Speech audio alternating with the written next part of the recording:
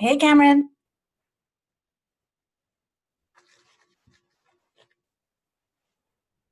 Hello. Hi, Belinda. Can you hear me? Hi. Hello. How are you two?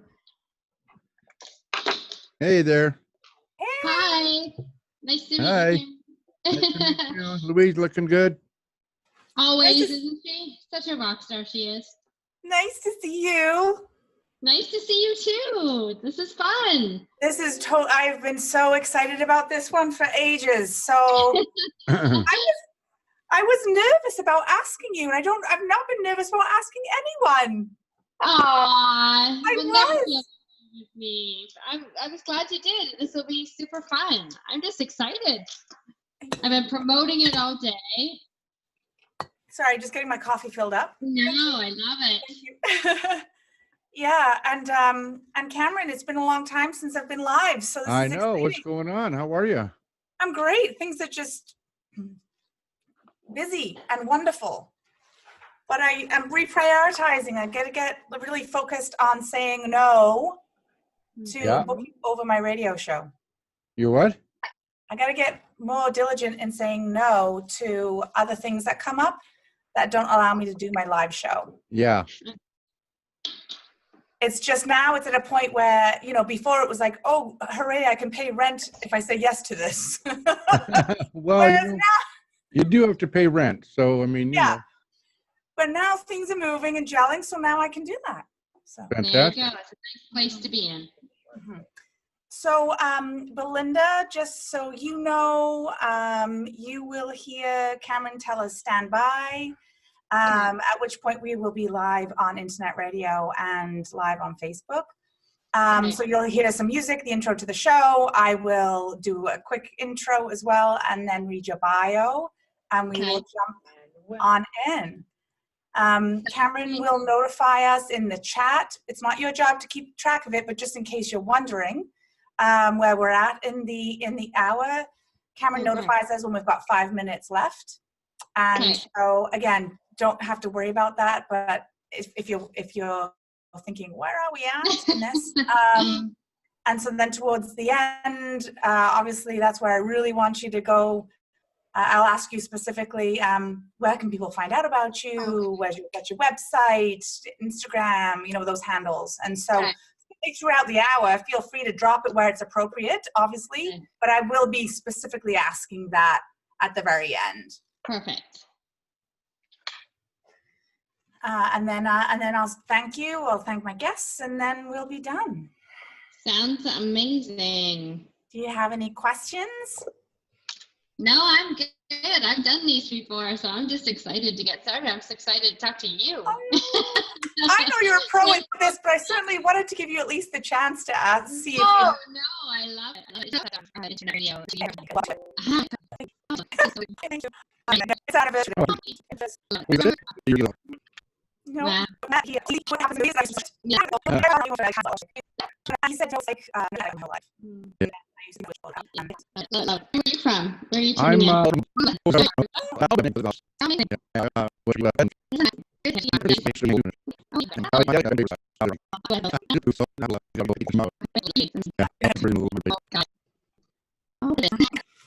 I'm really interested in Belinda in such a way to want to do HR.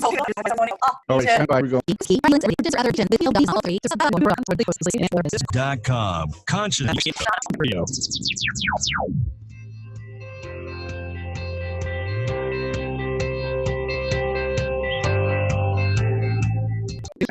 Hello, thank you for doing this today. I'm Steve. This is I'm in the podcast. I'm putting up the two testimonials that every people can say, they should have that video. This was every me. And for providing me the opportunity to completely with the show to have you and so much of the later. It is really much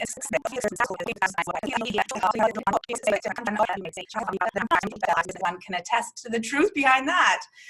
Belinda's superpowers are her ability to love hard and to soulfully hold space for others. I love a couple of these quotes that some of her clients have shared, so let me share them with you now. She respects and loves you enough to tell you the truth when you need to hear in a truly graceful way. And another one here, she is not afraid to deliver a mindset bitch slap when needed. Gotta love that. In a world where so many things get sugar-coated, and you truly want someone like Belinda in your corner. She's also a loving mother of 2 wonderful children, Natal, age 12, and Gavin, age 6.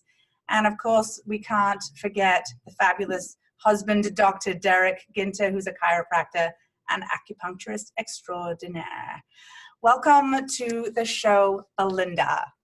I am so happy to be here. I am so excited. I have looked forward to this all week, so I'm pumped. Louise, thank you for having me. My absolute pleasure. I was just mentioning to you, Belinda, before we went live, that you were one of the people I was nervous about asking about being on the show.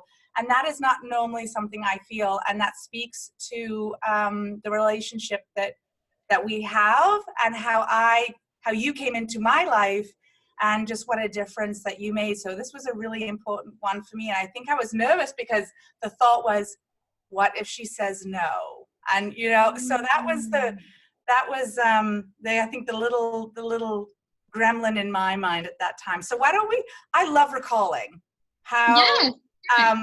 How for myself and as well as with my listeners, how I can get to know the guest in the first place. So I can share my story, but why don't you share yours? How did we meet?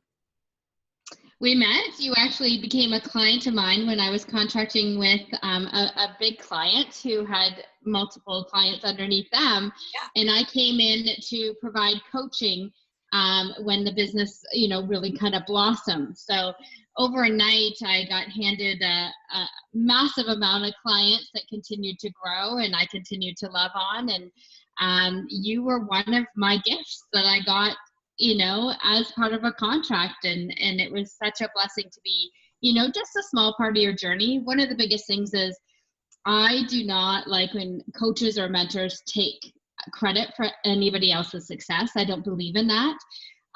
But I am just honored to be just a small part of your journey. And that just fills me up with so much joy that I was able to make a difference in any way possible, because that's literally why I jump out of bed in the morning. And it's so evident in how you show up in all that you do. So the first coaching experience that I had, it was, business coaching. I thought that I was going to walk away with the tactical stuff, which I did. And I appreciated all that, and it has been really monumental. But what I got from you was something I didn't know that I needed, which is why I'm so excited to have you on the show, to be able to perhaps open other people's minds to the idea of mindset, of emotional balancing, emotional kinesiology, that kind of stuff. What you opened my mind to was that it's not just what you do, it's not just the stuff you do, it's the mindset that goes along as you're doing it. We see so many people who are doing the same stuff. Some are massively successful and some are not. And so I'd love to explore what your perspectives are and your experiences has been on, why some are and why some aren't, right? And I know there's not one answer to it, but. No, that could be a whole weekend seminar for sure. But, I believe in my core that it all comes down to mindset, to tell you the honest truth. And what I've learned is that mindset never stops. So at every level of success, there's we kind of hit a glass ceiling, and then there's more to learn. And then we hit a glass ceiling and there's more to learn. So as we advance up, you can't go it alone, and nobody's expected to.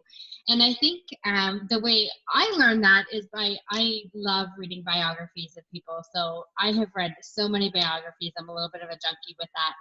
And every single one of them that I have studied, anyone that I look up to or who's a mentor for me, who has had success and that has been in integrity, has had mentors help them along the way.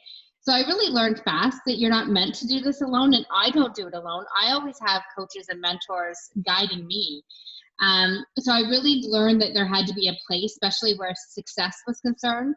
I mostly deal with entrepreneurship, but I do have some corporate clients that are climbing the corporate ladder, and I'm able to help them too. But my heart really is with entrepreneurship, because I've been there, I've done it, I've felt it, I've fallen so many times, I've done all the things, and now I'm able to see kind of where someone's going and know what's ahead of them and able to brace them for it beforehand, which, you know, they're still going to slip and fall, but not as hard.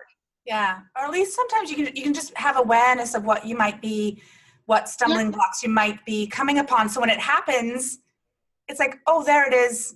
It still doesn't feel good. No, never but you're does. expecting it, because there's nothing like being blindsided. Absolutely. And what people don't understand is that nauseous feeling, that crumbling feeling in your tummy, that nervousness you felt to ask me to be on the show is absolutely normal. And it is actually imperative to the success that comes down the line. I believe it's part of the success. Yeah. Like, you can't have success without having that uncomfortable feeling first. So when we're in that uncomfortable feeling, the good part is we're already successful. But that's where most people quit. I so agree with you on that. You were the first person that exposed me to that. And what I love about so much of what you do is it's extremely powerful, and you can't forget it. You can't unlearn it. You sort of open, you know, when you open the blinds and they can never be closed again. It's that sort of thing, but completely shifts perspectives. And I think what you're just sharing now is a massive shift, that once you can understand that, yes, that's there for, in the past is what has kept us safe from an evolutionary perspective, but no longer serves us. So when you feel it, it means to step forward, to lean into it. Keep going, yeah. And you're on the right track. Surrender, because it's natural. It's nothing you have to fear. You're not going to die. You're going to actually get what you want. It's just our ego overreacts. And so does fear. Fear is a great thing. That's why I don't like the quote, like, fearless and fearless babes. I can't stand that. It's like, no. Fear keeps us alive. Fear plays such a role in our lives, and it's so important. But it is like that girlfriend you have when you tell them anything and they go off and overreact. Oh my God, I knew it. And they start going on a rant. That's exactly what fear does, and exactly what ego does. As you get closer to hitting, like, goals and checking things off your list and really meeting your own, you know, intentions that you set, that's when it starts to overreact, because it thinks that anything that's new is unsafe. Yeah. But it's not. It's not. I had someone on my show who once said, and I use this quote all the time, do it now, do it scared. Yes. And so, yeah. And I'm with you. I see the fearless tops. I understand the essence of it, but anyway, we could talk about that forever. Really, if you need to strap on a Depends to do it, or if you need to take a gravel to get out there, when I speak every single time, I get nervous, and it never goes away. And I was at Super Soul Sunday with Oprah, and she got nervous. I watched her get nervous, and she said, "Oh, what, you thought I wasn't nervous?" Like, she kind of said it to the crowd. She was, every single time, I feel ill. And I thought, oh gosh, if a journalist after all those years can feel that just before she goes live, then again, this is such a normal feeling that I'm feeling, and I'm just going to surrender to it and learn to, like, do it anyway. I love that. So perhaps you could take us, I've got all sorts of questions, but I'm also interested in your journey. So how did you get started in this? I'm sure you didn't finish high school thinking, I'm going to be an emotional kinesiologist. So tell us a little bit about that journey and what that even is. Absolutely. So emotional kinesiology is the study of emotions. It's done through kinesiology and muscle testing. I actually do it long distance. I don't do any in person anymore. Those days are over, just because I wanted them to be. That's the best part about entrepreneurship. You can just wake up one day and go, yeah, I'm kind of done with that. I'm moving on and doing things a different way. And when I was having, you know, such success with clients worldwide, doing it long distance, it just made sense. It was more time efficient, and I could serve more people, which is my biggest value system. Would be definitely time freedom, and serving globally is right up there. Philanthropy is my next one. Family is the next one. It sounds awful that family's down there, but I was born this way. I was born an entrepreneur, that if I'm not doing things and advancing and in momentum, I don't feel good. So I'm not good for my family. And that's why it's placed in that order. But yeah, this profession found me. I always laugh because I'm like, I invented what I did, basically. But I was kind of born with a really strong intuition, and I'm so thankful for that. As a child, I grew up in extreme poverty. We were in, on welfare, in low-income housing. And I kept just watching the adults around me, and I could so clearly see their blockages. I could so clearly see their patterns. And my advice wasn't really welcomed. People weren't paying me thousands of dollars for sessions back then. And, as you can imagine, it's 4 years old walking up to an adult, but I would be able to clearly tell them what they needed to change to actually get more happy or get more success, whether that was in their relationships or with money or with everything. I saw it really, really early. And I don't know why. I always just say I'm just blessed to have that superpower of being able to cut through the crap people are saying, or the victimhood that they have built, or the walls that they have built, and go right in to see what the real issue is. So I think I was kind of born this way, to tell you the honest truth. I'm grateful for it, but it all kind of started there. And as it developed, I ended up going to school. I actually thought I wanted to be a chiropractor. That's where I met my husband, in Chiropractic University. Yeah. First, I thought I wanted to be a nurse because my sister is an amazing nurse, and I just idolized my sister. Got through the first year of nursing and was like, oh gosh, this is not for me. But it was that heart for service that was always driving me, right? Like, it was a piece of the puzzle, but it wasn't the full puzzle.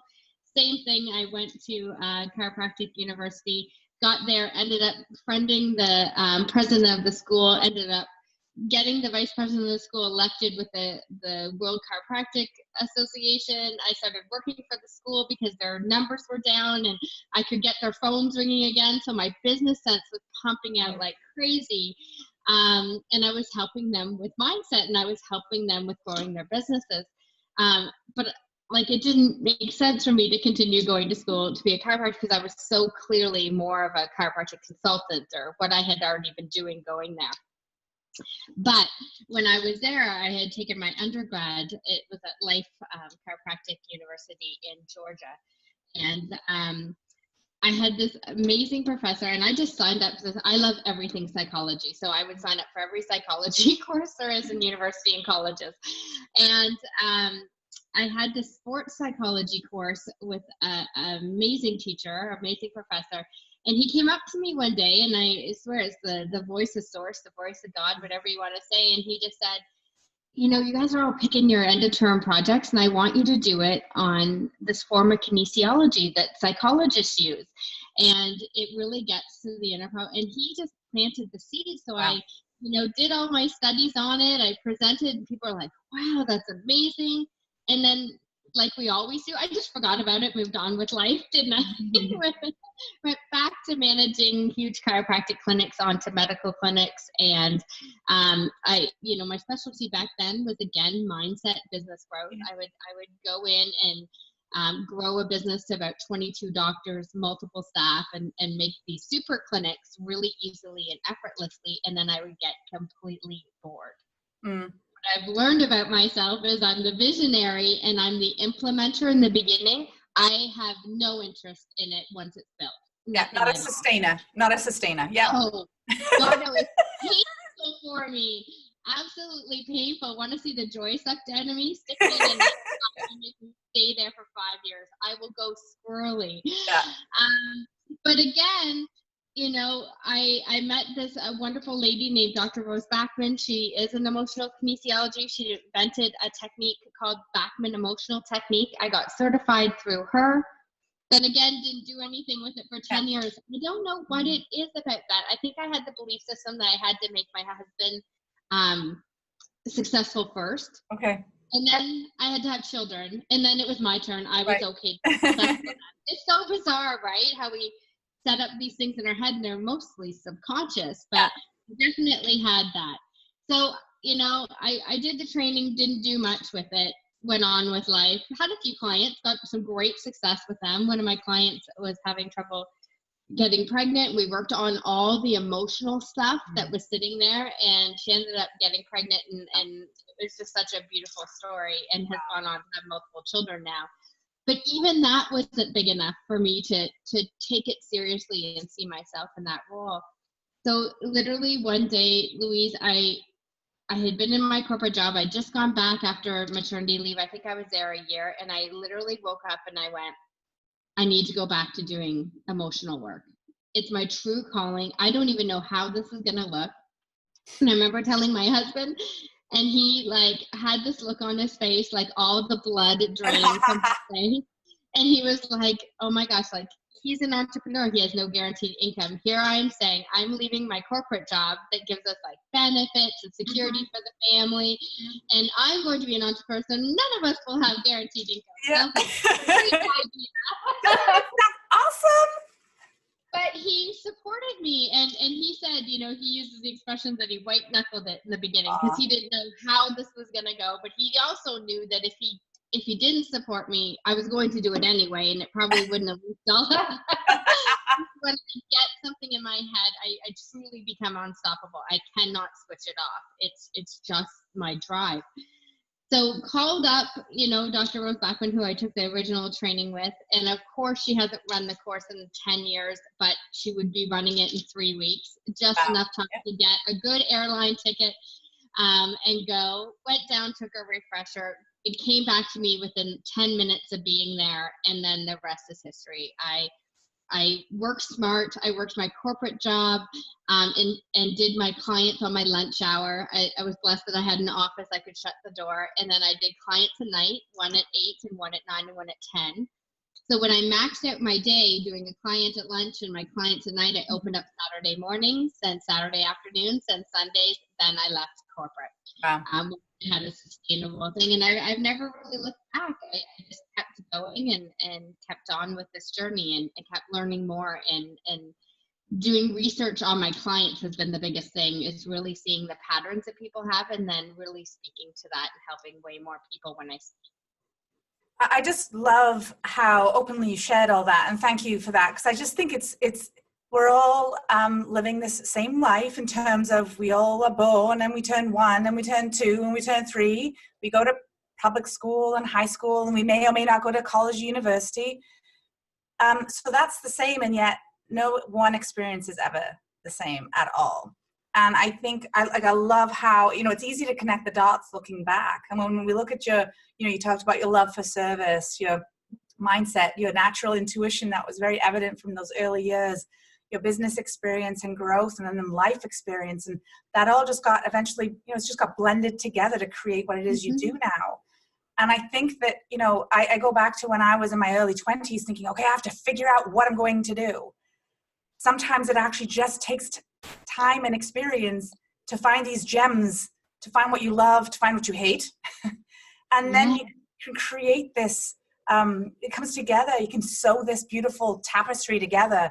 Sounds so cheesy, but I really feel like that's a description of you know, what you so beautifully did and continue to do. You know, it doesn't end, right? If you continue to become, you know, it's divine design. I think when people are like so worried about finding their passion, I'm just like, get clarity, like open your eyes, because everything is building on everything you do, whether you know it or not. Yeah. And if you look at the commonalities, it will be plain to say, but people skip over it because they think, oh, like I can do that as easy as breathing. So that can't be it. But what they're missing is that's why it's as easy as breathing, because that is their superpower. That is what they're supposed to be taking to the world. Right. So you mentioned clarity. Talk to me about how, if someone was listening right now and thought, yeah, I kind of want to know what my passions are, my purpose is, and she just told me I need to look for clarity, where could they start? Ask your inner circle. Ask the people closest to you. They see it clear as day. So I actually at one point sent out 20 emails and I said, I know you guys are all extremely busy, but I value your feedback more than anybody's. Can you just tell me the top qualities that you see in me and what you think my top values are? Because I'm really trying to get clarity on making some big decisions here. And it was amazing how, like, they were so alike. Like, they all came back. They did not talk to each other. They didn't even know each other. and the feedback was unanimous. So I would start by asking people who know you better than you even know yourself, so to speak, people who you've grown up with, who've seen you through many different changes and saw where you were consistent. I think that's a great idea. And so the challenge is out there to you who is in search of that. And please let me know how that goes. And please, and we can let Belinda, make sure Belinda is made aware of that too. I think that's a really fun exercise and really revealing. It is. And it's a really feel-good thing for you. But you know what you don't realize, it's a feel-good thing for the people who fill it out. Yeah, it's true. They wait for opportunities to tell you this kind of thing. It's just we're not usually open and receptive to hearing them. You're right. So it's a win-win on both sides of that. You're right. Like, how many times have we been asked that from someone else? Never. Hardly ever. Yeah. Yeah. So if you look at what success means to you at this point in your life, because I think that changes over time as well as we go through different ages and stages. What does success mean or look like to you right now? Louise, I think that's a huge point you just hit, and I don't want your viewers to miss that. That was kind of like a big aha, that success changes. It is ever changing, it's ever evolving, and I don't think people realize that. Right. And I think that's why when people hit a certain goal, like I got this amazing job, and then they find themselves unhappy, they get confused about why that is. Or they're like, okay, I've got the marriage, the kids, the house, the dog, everything I'm supposed to make me happy. Why am I unhappy? And it's not that there's anything wrong with hitting that goal or there's anything wrong with that situation. Is that your ideas and concept of success is forever evolving and changing. So it's just that there's another success that you're wanting to kind of go to. So I wanted to recap that. Thank you. It's good. Gigantic. For me, success is being able to do what I want, when I want, and how I want, with the people I want.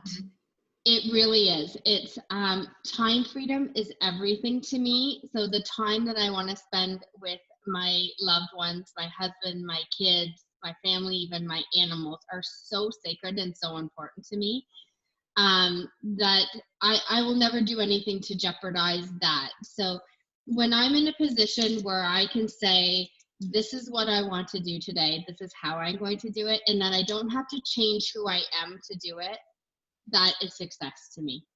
And see, I didn't mention money at all. Because money is just a byproduct of good service. It has nothing to do with success, and people confuse that all the time. I was reading something the other day that said, instead of waking up and saying, what do I need to do today? Ask yourself, who do I want to be today? Yep, and I even take that a step further and say, how can I serve to my fullest today? And then just opportunities come. You know, I'll get an email from you saying, would you like to be on my radio show or things like this? It happens constantly when I literally wake up with that heart of service, and that's my first thought. All else figures itself out. Yeah, it truly does. So you started to talk about starting your day that way. Perhaps you can share with us, are there other either daily rituals, morning rituals? Because there's all this, this is 5 a.m. clubs thing. It works for some people. And again, I 5 a.m. for years. I was. Now I get up at 7 and I feel fantastic about that. Again, your ideas of success and what works for you changes. So it's okay. I see people beating themselves up if they get out of routine, but your routine should also change. There's seasons, right? There's seasons in weather, there's seasons in business, and there's also seasons in your routine. They don't have to be crazy rigid. One personality and one personality only keeps it rigid all the time, and they just happen to be our thought leaders that are kind of speaking the loudest right now. So what happens is all the other personalities beat themselves up because maybe they got up at 5:15, they're like, oh God, I'm a loser, why can't I get up at 5, like all that. And it, like, who wants that in their lives, So being really accepting of who you are and what your needs are at this point in time, just this point in time, I think is very huge. So doing what your body needs when it needs to be doing it is gigantic. One of my biggest things that I never have dropped is a rampage of appreciation when I wake up. So science shows us we have 15 seconds before the first negative thought will come in. So as soon as I open my eyes in my head, I am thankful to be in this beautiful, comfy, warm bed. I am so thankful that I have my soulmate, Derek, right next to me. So thankful that my animals are snoring quite loudly on my feet as I speak. But I try and keep it going as long as I can. So as I'm going in to have my bath or shower, as I'm running the water, I'm so grateful for this water. And I'm so grateful for living in a country where I can get hot water. Mm-hmm. And I just keep it going as long as I can. When I do that, I supercharge my day before it even starts. And I want to just talk about that a little bit more, because I think that there's a misconception among some people that that's just positive, positive thinking. It's just ignoring the negative. But it actually rewires our brain. I think it's really cool how neuroscience over the last number of years has shown us how much we can teach an old dog new tricks, right? That our brain is constantly learning, and we can create new neurons and new pathways. And so this is science. Science backs us up. This is a science thing. It's not science, quantum physics. It's all there, and it's also in every religious scripture you can pull. Yeah, it's all there. Ask and you will receive is the exact same thing of waking up and doing appreciation, or being grateful. The only thing is, when I journal a little bit differently, actually a lot differently than most people. I follow my 5-step system for journaling, just because that has got me, I believe it's taken me from welfare to 6 figures where I am now, hands down. Okay, well, you can't make a comment like that. And I know you're fine. I know what it is, but you can't make a comment like that and not share it with the listeners. So do you mind sharing what that system is? Yeah, so I just have a journal, and you can divide up one journal with just little Post-it notes, but I keep track of evidence. I keep track of success. I have a gratitude section. Okay, I have big, hairy, scary dreams, and I'm missing one. You should know this, Louise. I know. You tested me. You're testing me. I am now. But really, like, the evidence is when you're recording things that are happening where you're seeing that you're going in the right direction. Okay, so we'll all be driving behind a car, and its license plate may say something that's like "Go Girl," and you're like on the way to a big interview, or you're on the way to a talk, or something like that. Sometimes something will come on the radio, and it's from, it's a memory of something that just shows you, okay, I'm on the right track. This is going right. Sometimes someone will say things that maybe a grandmother or something who has passed has said to you all the time when she was encouraging you, and they'll say it right at the moment when you needed encouragement. So those are the evidence I write down right in the moment. Okay, so, and the key to my journal system is writing things down right when you feel it, not waiting to the end of the day, because when I did studies on my clients and the gratitude piece of it, they had forgotten 80% of the amazing things that happened to them in their day when they waited to just do their gratitude at the end of the night instead of having it in their purse where they could record right away. So that's exactly what the gratitude section is. As someone pays you a compliment, like, you better believe Louise will be in my gratitude. Or thank you for Louise giving me a voice and allowing me to reach a global audience so I can help even just one person today.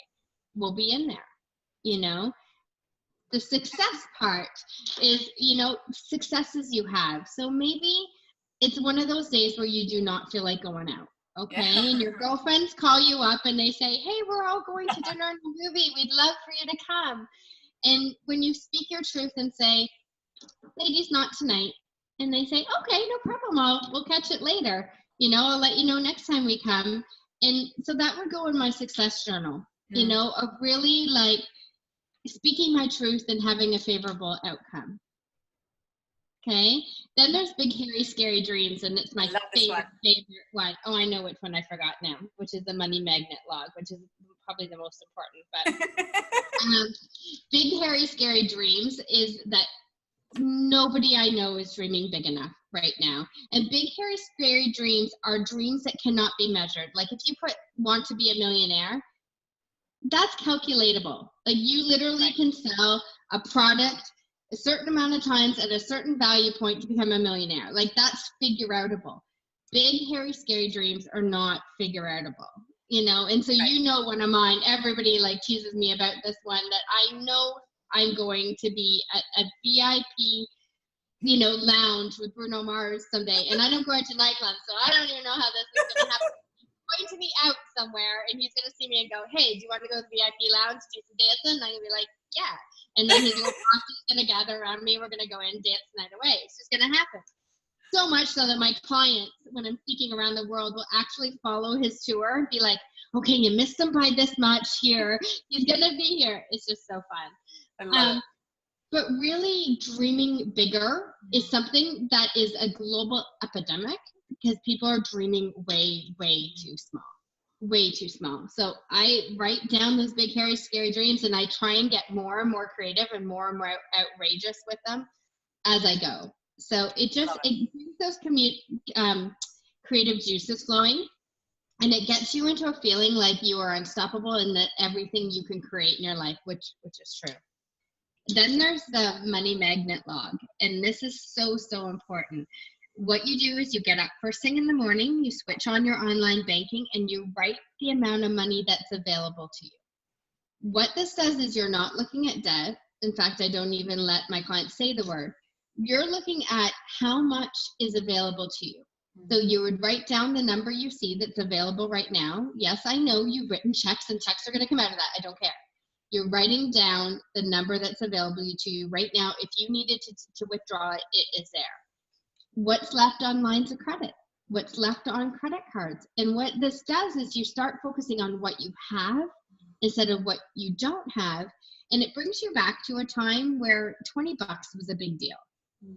Right? Do you remember a time when a kid, someone gave you a $5 bill and you were over the moon? Oh yeah, it was like lottery. It reminds you of that. It reminds you of that. So you go into a state of gratitude first thing in the morning over money. And then as money comes into you during the day, maybe you get paid, maybe you receive a check in the mail or a rebate, you keep that log going and keep doing that every day. I'm telling you, it is magical, the amount of money that will start coming towards you because you're respecting it.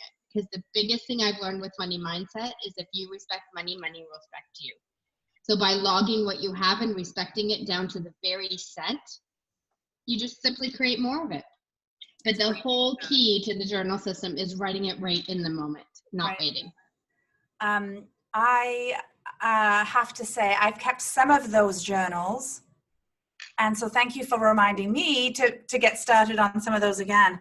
The evidence journal was one that was really, really powerful to me. Fun too, right? It's like it brings fun because you start looking for evidence everywhere, and when you're looking for it, you get more of it. I also found that, and I'm sure, and I do know the others are just as powerful. I'm just choosing this one because it came to mind. On a day that I'm not really feeling it, or I don't feel like I've got my mojo, I open that. Yes. I open that. And I open the success journal. Because the success journal goes, I'll be able to look at it and go, you're just being hard on yourself today. Look at all the successes you have had. Yeah. And it snaps you out of it.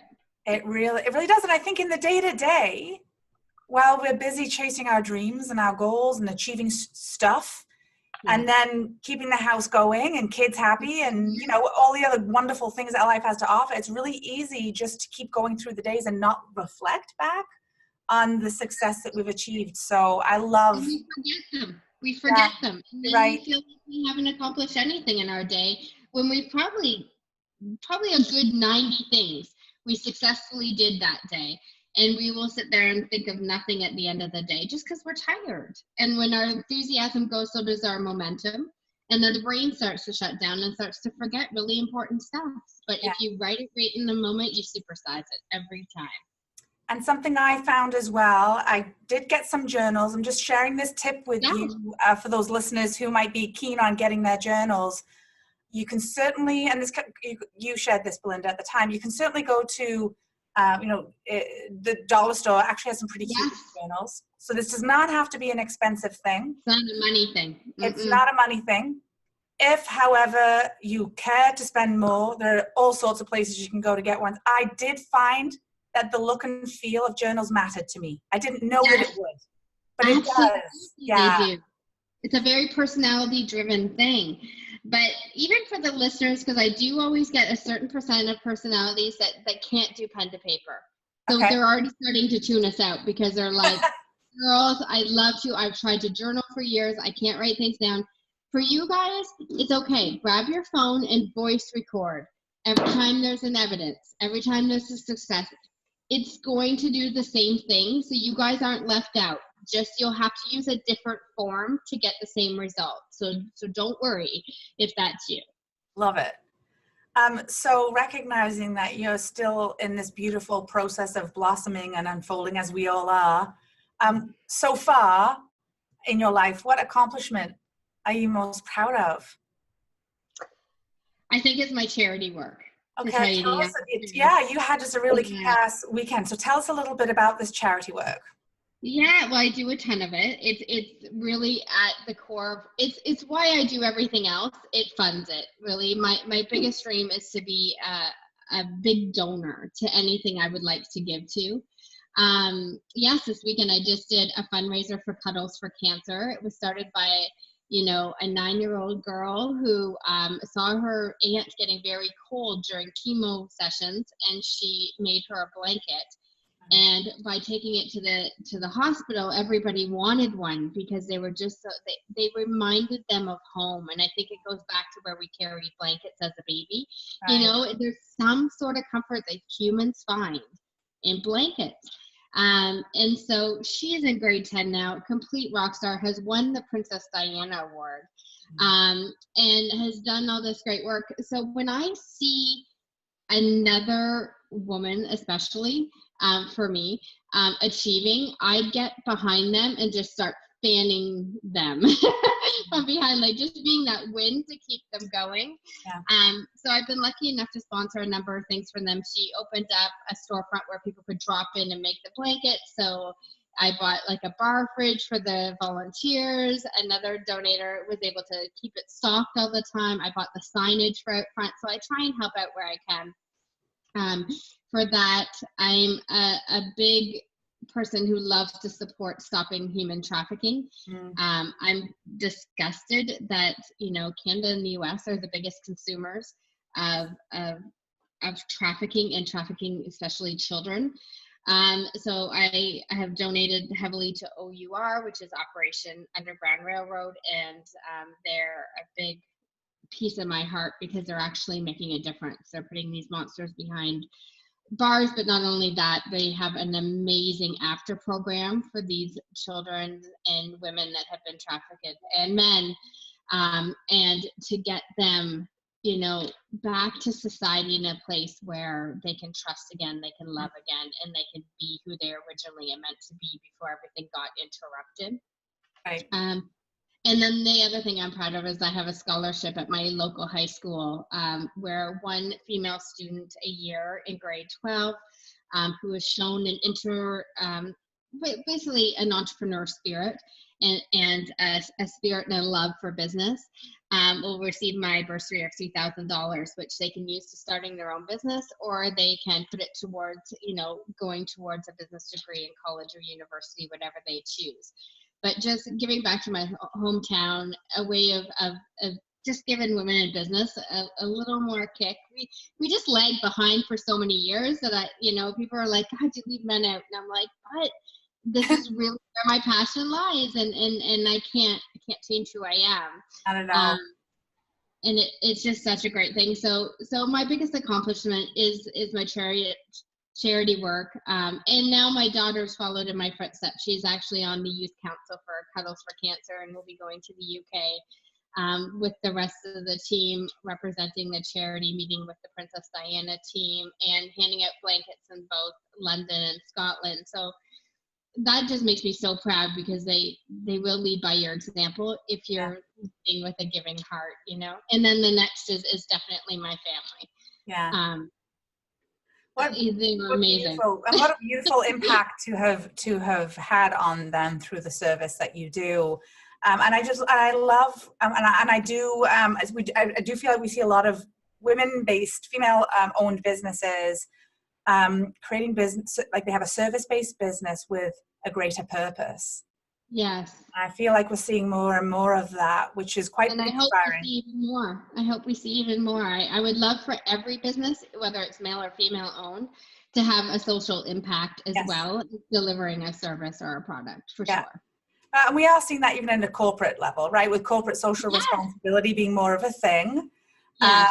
And that's been sort of an expectation now that employees, that's what they're looking for when they're starting to join organizations and be part of them. So it's absolutely, and even with colleges and universities, they're asking, okay, that's great that those grades are there. What else have you done in the way of service for your communities? Which I just love that. I love that too.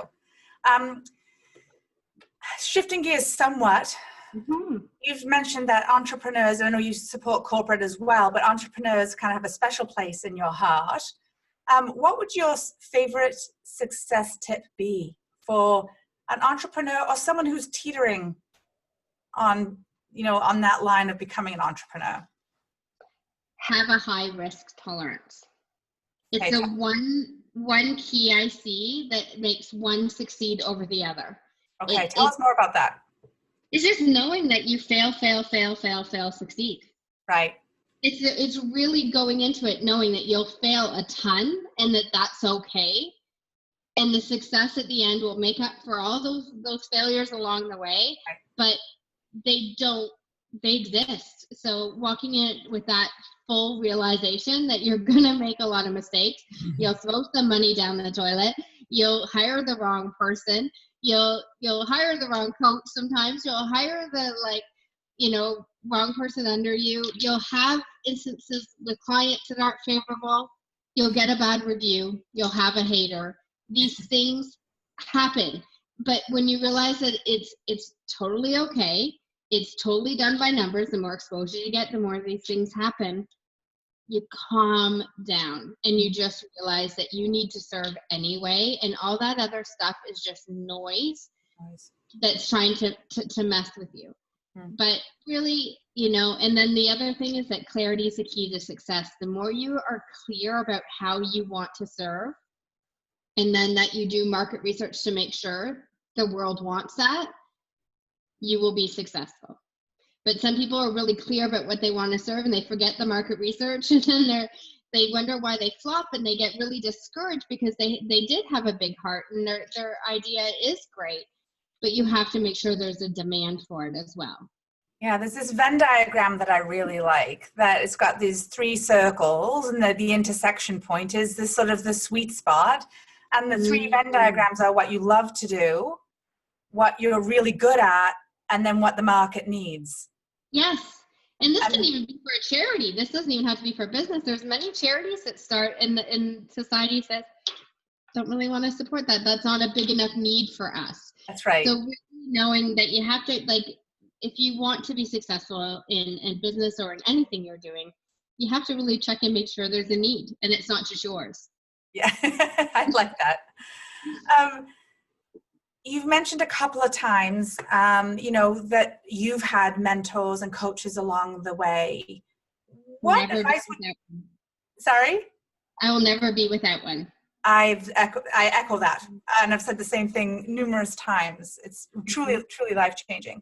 What advice do you have for a listener who hasn't had a coach before, who may be looking for one? How would they go about trying to find that right coach for them? Ooh, there's so many factors. I would ask a lot of questions. I ask a lot of questions now to make sure someone's right for me.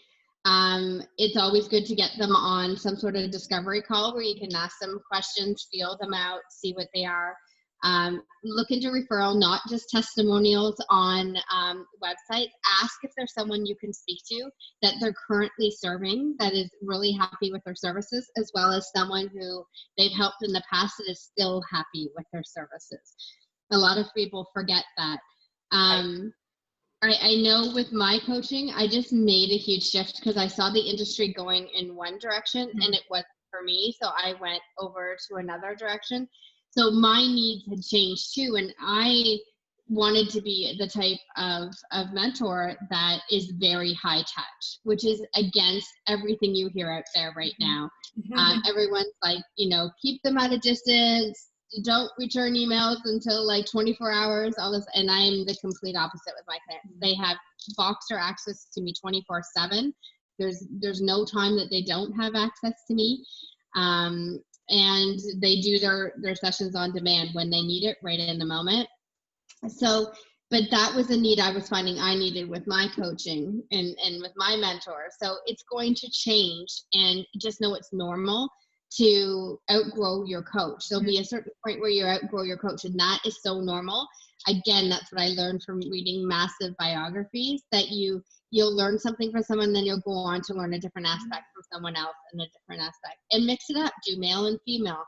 Like have different perspectives. I found that really refreshing when I did that as well.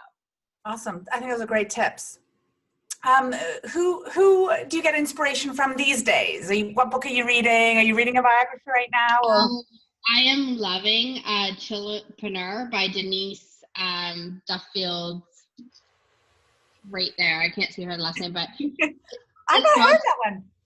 Oh yeah, she wrote Get Rich Lucky Bitch. Okay, yeah. This is her newest book, Chillapreneur. It is freaking amazing, and it really gave me permission to be the type of entrepreneur, the type of mentor I wanted to be.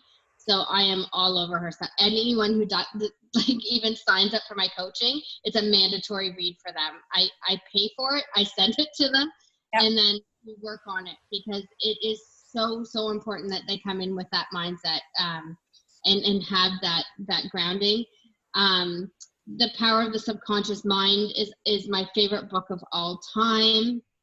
You know, I love Elizabeth Gilbert with Big Magic and some of the stuff she's written. I'm a huge consumer of books, huge consumer of books, and I read them all and I just devour them. But my all-time mentor of all time has always been Dr. John DeMartini, who was featured in the sequel. He's it for me. He's my one. Everybody else will always pair in comparison, because he was the one who got through to me when I was like 18, 19 years old when I started this journey, and it's kind of like your first lover. I love it. You never forget that first person who really brought you on that journey. My other one is Ileana Van Zant. She has been a mentor in the way of the type of coaching she does. She's always featured on Super Soul Sunday and Ileana Fix My Life TV show, but she has been, her books are incredibly honest and raw and real, and I have always appreciated that about her. Well, you, Belinda, as I mentioned at the top of the show, and I mentioned to you before, you were my first that turned me on to this. And so that's why you're such a special person in my heart, because you were that person who broadened my mind in a way that I'm just forever grateful. It's you know, there are lots of wonderful people I've met throughout my life that I'm extremely grateful for. There are some, and not many, who you believe changed the trajectory of your life, and you're one of those who has changed the trajectory of mine. And so how do you say thank you to that?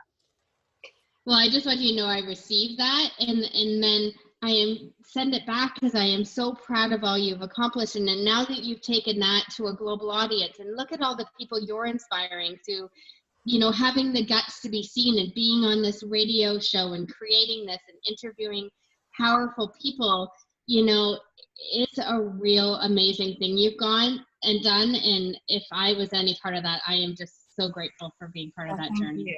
Thank you. So we're wrapping up the hour now, but I know.